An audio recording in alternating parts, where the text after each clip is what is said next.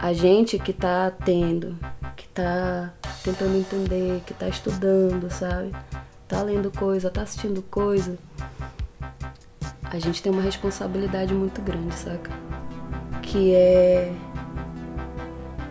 propagar.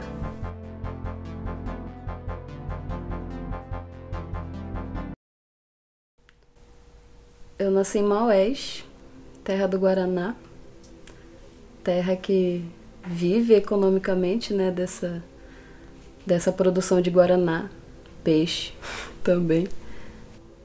Eu passei a minha infância, meus pais eram casados ainda, né?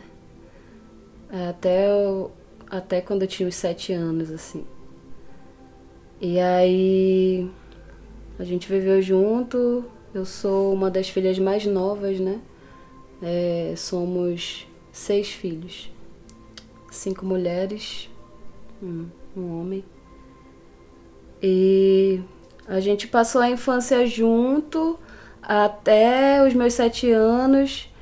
E aí o meu pai se separou da minha mãe, né? Eles, enfim, já tinham muitos conflitos de relacionamento, porque meu pai trabalhava como músico na cidade, né? Então tem essa fama aí do músico que transita aí por vários relacionamentos, que a gente tá quebrando esse estigma agora, né? Mas, enfim, naquela época acontecia bastante isso, né? E aí a minha mãe, em algum momento, não aguentou mais, assim. E aí, mesmo com todas as crianças, assim, ela deu um basta. E aí, meu pai saiu de casa. Ele saiu dizendo que ia ficar na casa da minha avó, né? Da mãe dele e tal.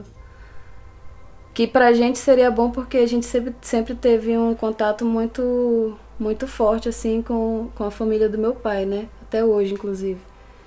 E aí ele não foi pra casa da minha avó, ele foi pra ficar com essa outra mulher, né? Que eles estão casados até hoje, inclusive.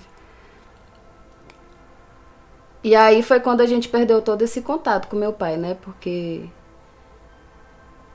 depois que ele resolveu assumir um outro relacionamento, ele assumiu também 2 outras crianças, né? Que não eram filhos dele, mas que ele estava assumindo aquela família para si. E deixando outra, né? 6 crianças. E aí a minha mãe, ela trabalhava numa escola, ela era escriturária. Sabe, a função do computador hoje, ela fazia tudo no livro de ato, assim, né? Por isso que a letra da minha mãe é linda. Porque ela, enfim, treinou bastante ali. E aí ela trabalhava na escola e era na mesma escola que a gente estudava enquanto criança, né? Só que, assim, eu lembro, até os 7 anos, eu lembro que era tudo bem, assim, né? A gente tinha comida em casa, a gente tinha quarto, a gente tinha cama, a gente tinha roupa, a gente tinha calçado, né? A gente ia bem pra escola, assim, todos os dias. Mas aí, quando meu pai se separou da minha mãe, ele deixou uma dívida no banco, no nome dela. Então, todo mês que ela recebia quase nada, para sustentar 6 crianças. 6 crianças, eu era pequena, mas as minhas irmãs já eram adolescentes, assim, né? A mais velha, que ela, tipo, eu tinha 7 anos, então ela tinha 17, né? Que ela é 10 anos mais velha que eu. E é assim mesmo, bem escadinha, assim, a gente, sabe?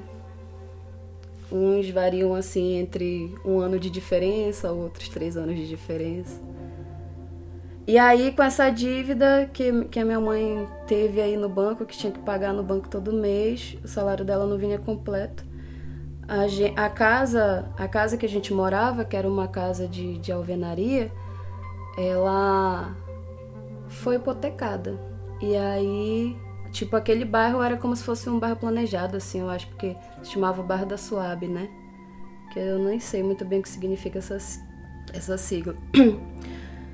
E aí a casa foi hipotecada e ela foi tomada da gente. E então a gente teve que sair dela. Aí o que acontece? A minha avó, que é a mãe do meu pai, ela sempre trabalhou em Maués com artesanato, que ela tem um terreno, um guaranazal, né? Então ela sempre trabalhou com o guaraná, né? Ela fez tudo com o guaraná, assim. Ela plantava, coletava, aí descascava, torrava, pilava num pilãozão assim, que era um tronco de madeira com uma tábua assim. Então a gente fez muito isso com ela, né? E aí torrava assim numa formona e tal. A gente ficava balançando com remo, os caroços de guaraná. Então essa era uma atividade que a gente se divertia muito fazendo lá na casa dela, porque a gente passou muito tempo na casa dela, né? Porque a mamãe também trabalhava e tal. E o papai não ficava com a gente, não. Aí eu lembro dessa época que a casa foi tomada e a gente teve que sair de lá. Só que a gente não tinha... A gente tava sem grana, né? A gente já tava meio que passando fome naquela época. E aí eu lembro, assim, eu tenho uma imagem que eu até sonho com isso muitas vezes, que a gente foi pra um bairro que ele é tipo 2 quadras, né? De onde a gente morava. Então a gente ia todo mundo assim em caravana, sabe, andando, atravessando, saindo da casa que a gente estava carregando coisa, ia 2 crianças, uma segurando de um lado do colchão e outra do outro, assim, pela rua mesmo, todo mundo, sabe? Caminhando assim, um levando caixa, outro, todo mundo andando. E aí a gente ia para essa casa. Essa casa era desse terreno da minha avó, porque ela herdou do pai, que era um viajante, o bisavô Anélio. Ela herdou dele muitos terrenos, né? Os filhos herdaram muitos terrenos. Então, essa casa para onde a gente foi era um pequeno terreno que ela dividiu para os filhos. Ela tinha a casa dela, então ela dividiu esse terreno para os filhos, porque ela já estava vendendo para outras pessoas também, né? Eram muitos quarteirões de terreno. E aí a gente foi para essa casa que a minha mãe, nessa época, ela estava frequentando a Igreja Evangélica da Paz. E aí... a Igreja Missão Evangélica da Paz, depois que ela foi para outra, que é tudo meio parecido. Aí a minha mãe, ela conseguiu lá na igreja que o pessoal ajudasse ela a construir esse barraco, né? Que até então era só as paredes assim, não tinha divisória nenhuma com telhado, e a gente foi para lá, era o chão batido mesmo. Um detalhe, antes da gente sair da casa que a gente tava, a gente foi perdendo tudo, assim, né? Tipo, se tinha TV, se tinha toca-fitas, se tinha máquina de lavar, tudo isso foi se perdendo, assim, sabe?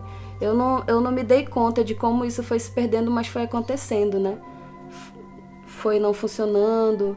Aí uma vez o meu irmão esqueceu uma vela em cima da máquina de lavar que estava dentro do banheiro, e aí a vela queimou, e quando a gente acordou a máquina estava toda derretida no banheiro, sabe? Foi se perdendo tudo, assim. E aí foi quando começou a minha vida de miséria. Então, a minha mãe, ela não recebia, né? Ai, eu preciso me ajeitar porque essa parte é muito dolorida pra mim ainda. A minha mãe tinha que trabalhar e aí as irmãs mais velhas ficavam em casa. Só que em algum momento, como foi ficando tudo muito ruim assim, né? A mamãe não tinha como manter a gente. Alguns irmãos foram indo pra casa de tio, passar uma temporada. Aí outros vinham pra Manaus, também pra casa de algum tio, passar alguma temporada. Aconteceu isso comigo em algum momento, né, também. Só que aí os menores iam ficando, né? Então sempre esse processo de não ter o que comer dentro de casa, a gente passou muitos anos assim, né? E era muito difícil isso. E aí, como ela estava na igreja, o que rolava? Quando a gente nunca tinha nada assim, algum irmão da igreja levava alguma sobra de comida que rolava na casa deles, né? E aí levava uma panelona lá, a gente comia e tal. Ficava feliz. Várias vezes é engraçado isso, porque hoje eu não acredito muito, né, enfim, no Deus da Bíblia e essas coisas, mas naquela época era a nossa única esperança, né? Acreditar nesse Deus. Então, eu lembro que várias vezes a minha irmã ficava nessa de ficar orando, e aí ela falava, tipo, poxa Deus, se o Senhor me der pelo menos um peixinho, eu vou aprender a tratar e tal, porque a gente não sabia, né? E aí eu lembro que nesse dia apareceu, assim, alguém apareceu com uma sacolada de peixe. E a minha irmã foi lá fazer isso cantando, assim, sabe? Feliz da vida, porque era como se fosse uma prova de que Deus estava olhando por nós, né? Isso, hoje pra mim, né, entendendo isso, é muito cruel com a cabeça, assim, com a nossa cabeça, né, de pessoas ignorantes mesmo, sabe? Porque quem faz isso com a gente não foi culpa da minha mãe, a gente não ter o que comer dentro de casa, né? Ela se esforçou e ela fez tudo que ela pôde. É culpa de um ideal, de sistema que faz com que a gente nasça na pobreza e a gente tenha que morrer na pobreza, sabe? Para poder a gente sustentar o capitalismo, sabe? Então, entender isso agora, tentar praticar certas coisas, sabe? Tentar me aproximar da minha família de uma forma diferente, porque, enfim, quando eu estava tendo acesso a todas essas informações, eu já queria logo chegar em casa, né? Tipo, gente, é isso e tá tudo errado, sabe? Tá tudo errado e não é culpa nossa, sabe? Não é culpa sua, mãe, porque eu tinha raiva da minha mãe, né? Tinha raiva, achava que a minha mãe ela mentia, achava que a minha mãe, enfim, tinha raiva da minha mãe, achava que tudo era culpa dela. Até eu entender que não, que ela só era uma vítima também, sabe? Que eu fui uma vítima, que todos nós somos vítimas nessa história toda.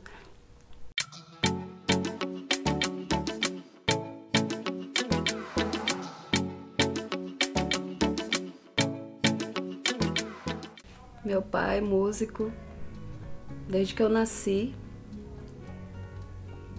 Sempre tocou violão dentro de casa, a gente sempre esteve perto de pessoas que tocavam.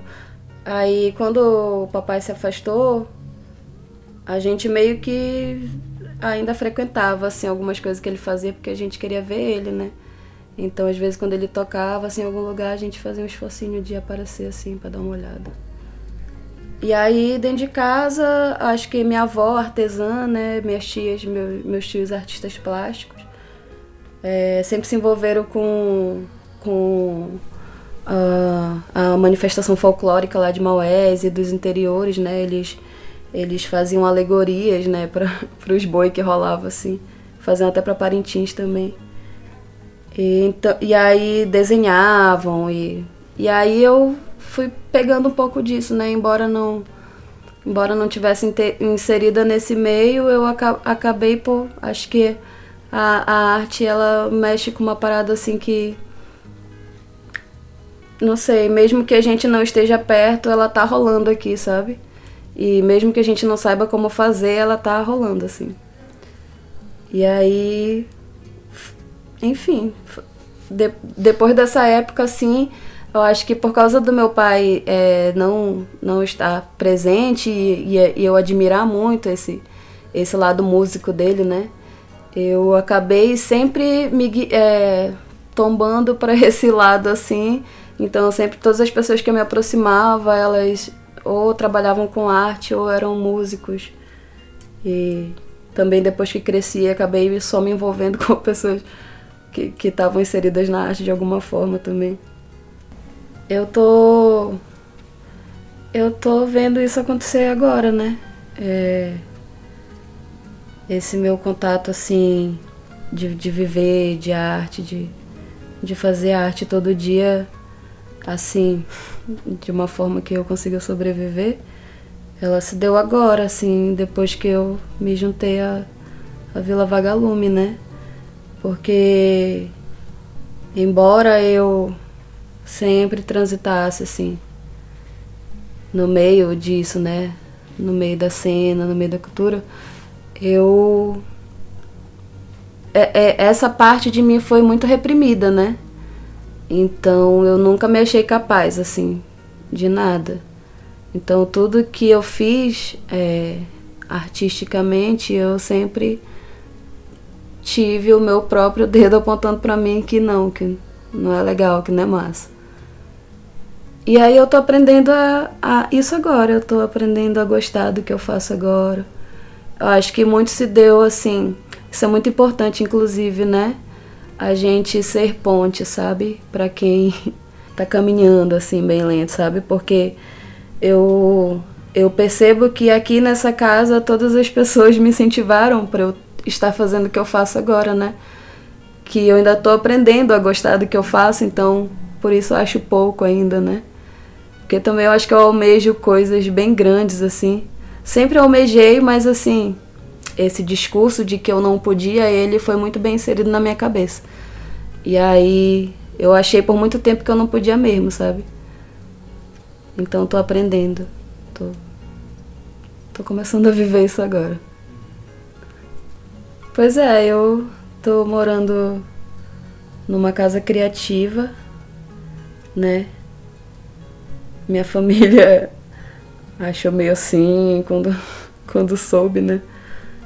Porque eu acho que a gente ter vivido assim, aí que tá, né? O lance da gente ter vivido junto teve todo esse entendimento do que é viver junto e do quão bom é e do quão ruim é, sabe? Tudo junto. Então, eu com os meus irmãos, né? Os 5 irmãos e minha mãe. E aí, agora a gente junto, eu meio que já sabia um pouco como era isso, né? E aí eu moro agora com o diretor desse projeto, que é o Dom. Eu moro com o amigo do áudio, que é o Mauro. Com uma mulher incrível, que é uma produtora incrível, que é a Vivian. Uma outra mulher incrível que faz toda a mídia da nossa vivência, do nosso trampo, que é a Grace. O amor da minha vida, que me acompanha todos os dias. E a pessoa muito incrível pra mim, que é a Marola. Meu vizinho de quarto, meu amigo, que já me ensinou várias coisas sobre cantar e tudo, que é o Vitor. E vários gatinhos, 9 gatinhos, cada um tem seu nome, se vocês quiserem conhecer, chega aí. E uma cachorrinha perturbada. É isso, aqui na Vila Vagalume. Eu com 19 anos pari meu filho, né? Daniel. E aí me envolvi com um cara que em algum momento ele me agrediu, assim, né? Então foi uma coisa assim bem pesada, porque foi na rua. Ele é até hoje mestre de bateria lá, né? Então foi em algum festejo de carnaval e ele me agrediu na rua com o Daniel no meu colo, né? Com o meu filho no colo. Então foi assim um rolê bem pesado, porque muitas pessoas viram e aí outras pessoas, cidade pequena, todo mundo conhece todo mundo, então algumas pessoas que viram eram amigos da minha mãe, né, do meu pai. Então logo que aconteceu isso, assim, eu tava muito atordoada, não sabia muito o que fazer. Eles foram e avisaram, assim, aí não demorou muito, tava todas as minhas irmãs e a minha mãe pegando meu filho, tirando meu filho de mim, porque ele tava muito assustado, chorando muito. E aí eu fui direto pra delegacia. E aí esse foi um ponto de corte, assim, na minha vida, né? Tipo, eu entendi que aquilo eu não conseguia passar. Tipo, eu não conseguia passar por mais um dia de agressão ou por mais alguma coisa. Então eu entendi naquele momento que eu tinha que seguir em frente. Eu pensava, eu amo muito esse cara, mas eu tenho que seguir em frente. E aí eu fui, fiz um BO e tal, e aí tentaram reconciliar a gente e eu fui firme, não quis. E aí eu fiz um processo seletivo para trabalhar no Ministério Público. E aí eu passei, né? Não era muito difícil, assim, era uma prova com uma redação. E aí eu já gostava de escrever, porque eu já gostava de ler, né? Essa era a parte legal, assim, de casa, assim, que era o nosso divertimento até.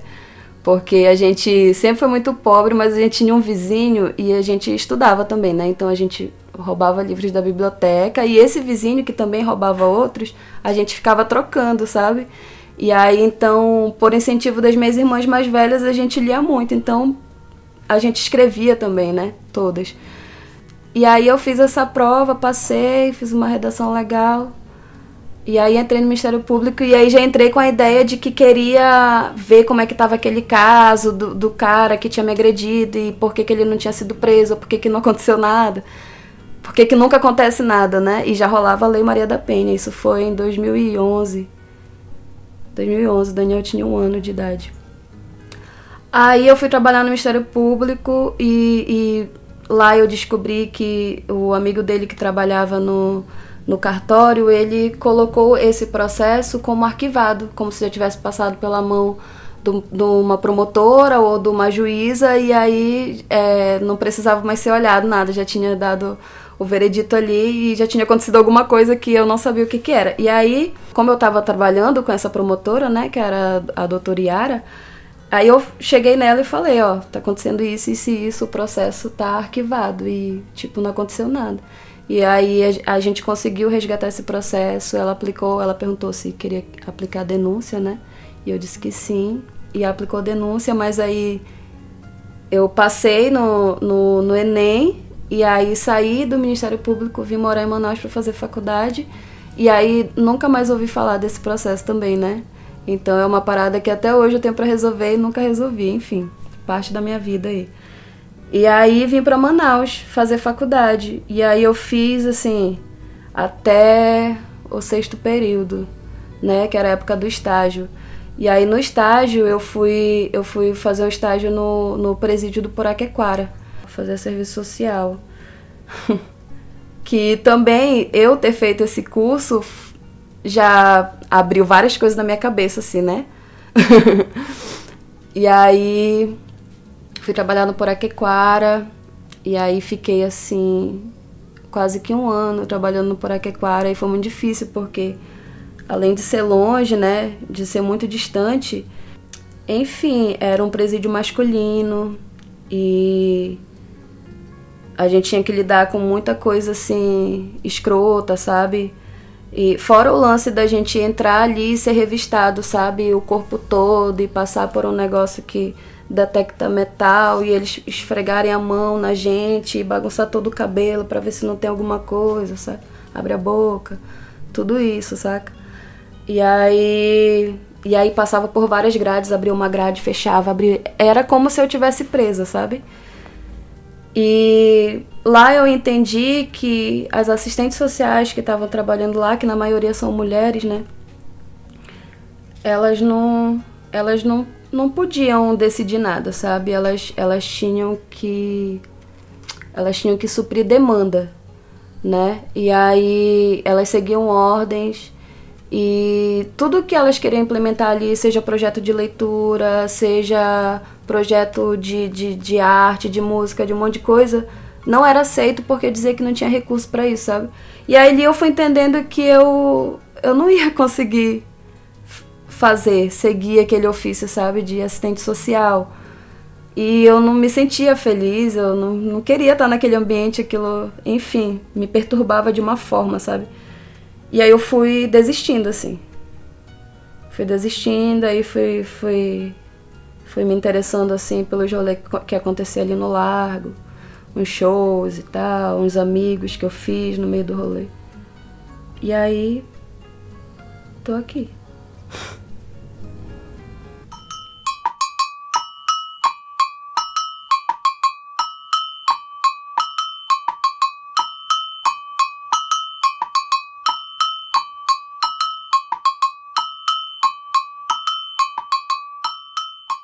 E aí a minha mãe,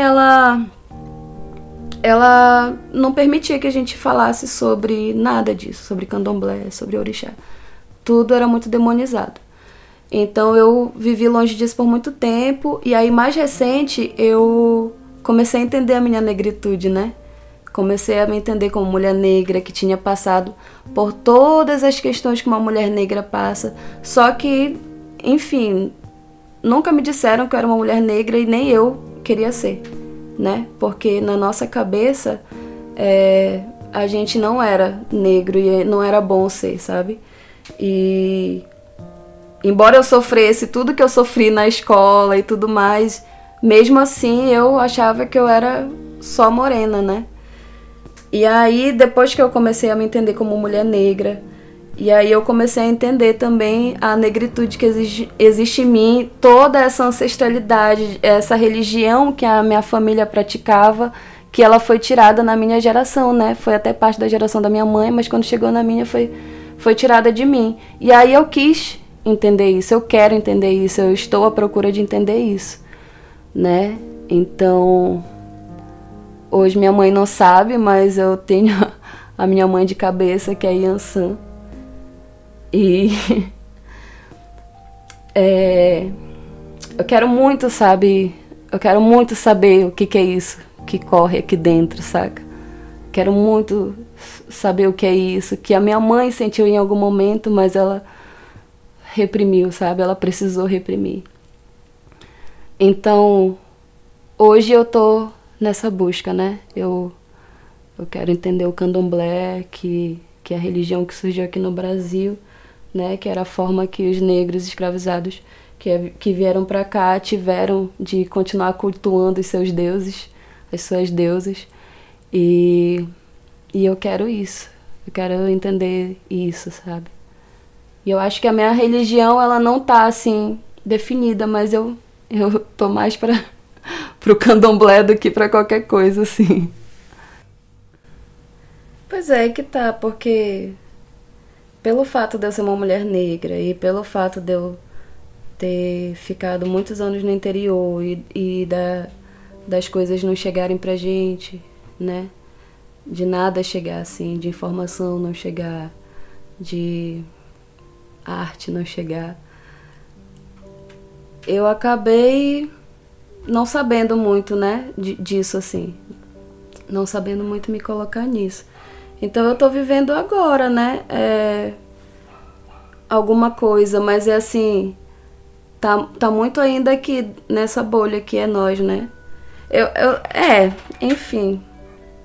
Eu acho que como tudo foi muito, muito lento, assim, muito devagar, essa é uma parada que eu sempre falo porque eu acho que foi a forma que eu entendi, né, que as coisas vão acontecer pra mim. Como é tudo muito devagar e eu preciso de tempo pra processar as coisas, né, porque eu não consigo simplesmente só me jogar, né, eu vou dando os meus passos ali, tateando, né, para ver se é seguro para mim. Eu aprendi isso enquanto mulher negra, né, para me defender. Então eu vou tateando, vendo se é seguro. E aí eu me envolvo pouco, né? Eu tô começando aqui nesse grupo que é a gente, que é a Vila Vagalume, né? Mas assim, eu acho que o fato de eu não ter conseguido muito é por essa questão de eu ter sido pobre, de eu ser pobre, né?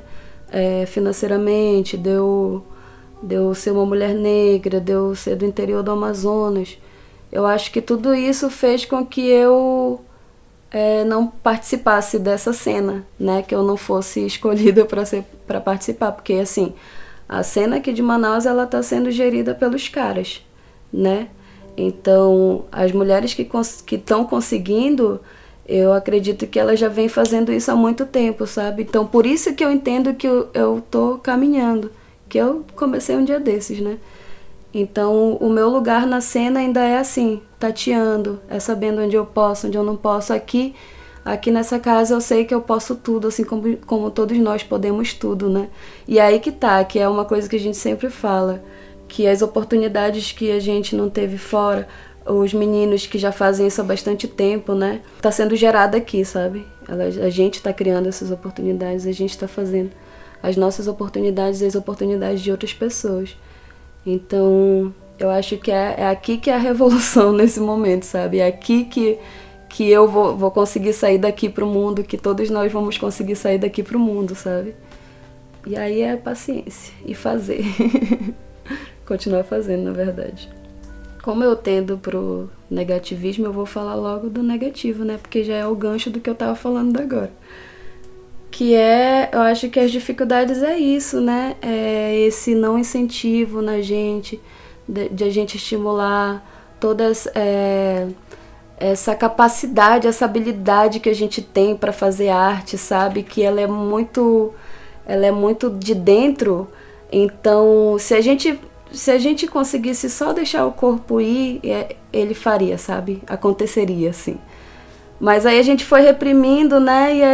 E aí é um pouco difícil.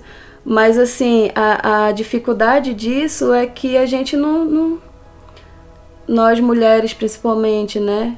As gays, acho que a gente demora mais para conseguir o nosso lugar, assim, sabe? Um lugar legal, valorizado. Que a galera se preocupe com se você comeu, se você tem grana para sair de casa, sabe? E eu acho que as dificuldades são essas. Que a gente vai mudar isso, né? A gente já tá mudando isso. E essa que é a parada massa, né? E aí, o bom, né, de fazer arte, de viver de arte, é a gente poder ser só, sabe? É a gente não ter medo de ser, assim, de sentir e se jogar, sabe? E chorar quantas vezes forem preciso. Porque a gente vai estar sentindo, saca? Isso é bom, saca? Isso é muito bom. Eu quero que o meu filho possa viver isso, né? E aí, só de eu ver ele assim, quando ele tá aqui, que ele pode ser o que ele quer ser, tudo que ele quer ser, ele é. Ele é um investigador, ele é qualquer coisa, ele se monta e aqui tem tudo pra ele, né? Pra ele se montar. Então, isso me move muito, sabe? A querer fazer assim, pra ele saber que eu tô feliz. Que é um pouco difícil, mas que a gente consegue ser feliz fazendo isso, saca? E eu acho que estar ao lado de pessoas que incentivam a gente o tempo todo, eu acho que isso é primordial, sabe? É uma coisa que a Vivian falou ontem e que é uma parada que a gente fala em casa, sabe? Que a gente só vai conseguir junto, saca? Tipo, os grupos, ele não diminuindo a importância dos grupos, do grupo das mulheres que se juntam para fazer alguma coisa, do grupo dos LGBTQ que se juntam para fazer alguma coisa, dos negros, sabe? Isso é super importante, mas a gente vamos unir os nossos grupos e fazer junto, sabe? Vamos fazer junto para todo mundo, vamos ensinar a galera a escrever projeto, porque essa grana tá indo para algum lugar, saca? Coisa assim. Eu acho que tudo isso me move de alguma forma, assim, sabe? A continuar. A mudança, ela só vai rolar quando cada um fizer um processo interno, né? E é a partir disso que acontece, assim, uma grande mudança. E a parte difícil é esse orgulho, né? O nosso ego.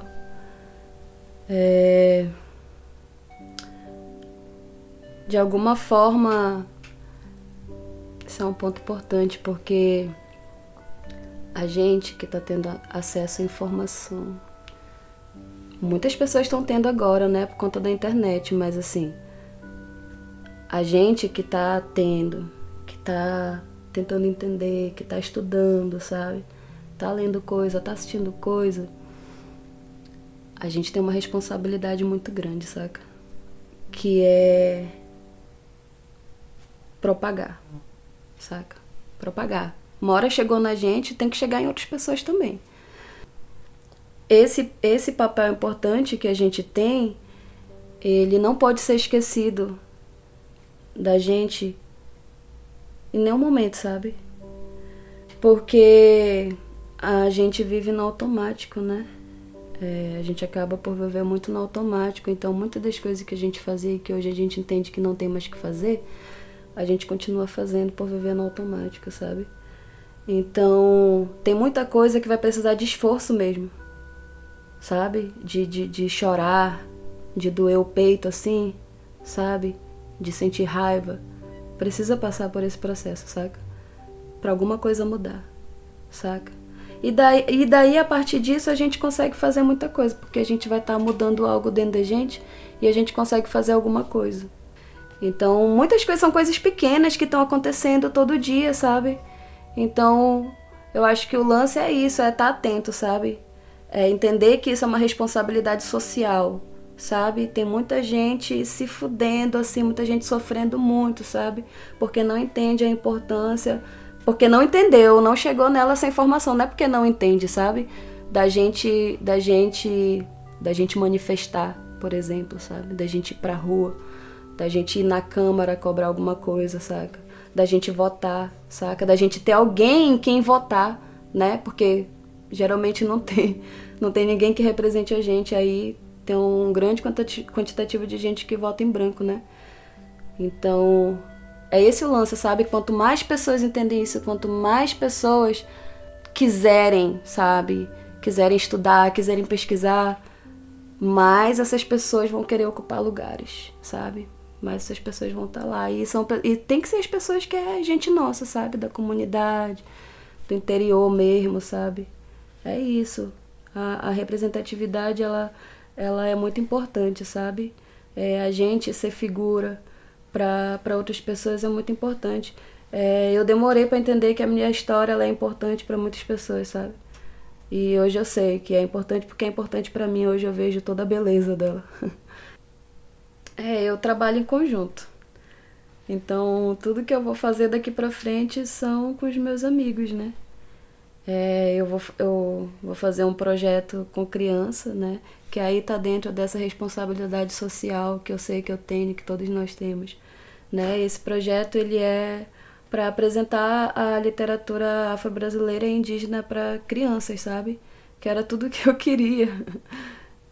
Enfim, queria só ganhar um livro, assim, sem precisar roubar, né? Furtar. Porra, aí agora, né? Passei num projeto e aí vou poder dar livros, sabe?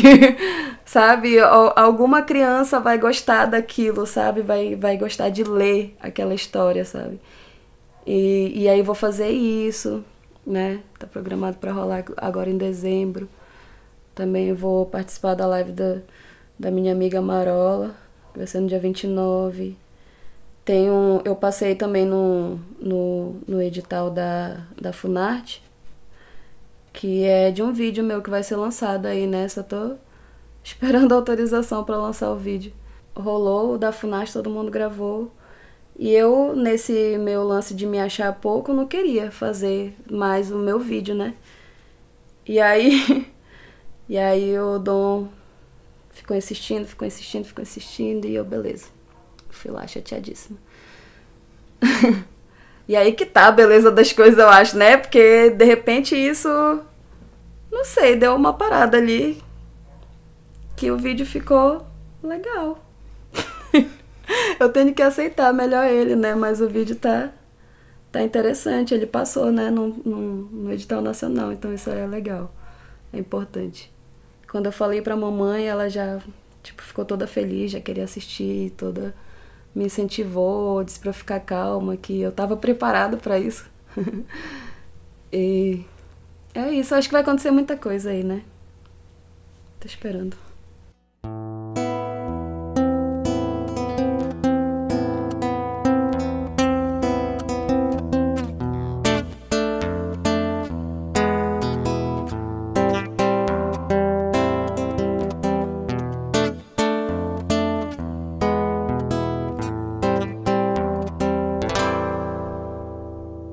Eu consulto a mim e salvo de mim percepção. Não permito ser inferior, meu ponto de vista e opinião. É natural, sou ela e elas também sou. A lua, a planta e a dor de não ser ouvida como sou. Sinta poder, sinta porque estou aqui, pois saiba se vier me calar, o meu olho falará por mim. É natural, sou ela e elas também sou. A lua, a planta e a dor de não ser ouvida como sou. Eu não vou me cobrir, a segurança já parte de mim. Infelizmente eu já dependi tantas tão fortes a igual a mim. É natural, sou ela e elas também sou. A lua, a planta e a dor de não ser ouvida como sou. Eu consulto a mim e salvo de mim percepção. Não permito ser inferior, meu ponto de vista e opinião. É natural, sou ela e elas também sou. A lua, a planta e a dor de não ser ouvida como sou. Sinta poder, sinta porque estou aqui, pois saiba, se vier me calar, o meu olho falará por mim. É natural, sou ela e elas também sou. A lua, a planta e a dor de não ser ouvida como sou. Eu não vou me cobrir, a segurança já parte de mim. Infelizmente eu já dependi, tantas tão fortes a igual a mim. É natural, sou ela e elas também sou. A lua, a planta e a dor de não ser ouvida como sou. É natural, sou ela e elas também sou. A lua, a planta e a dor de não ser ouvida como sou. É natural, sou ela e elas também sou. A lua, a planta e a dor de não ser ouvida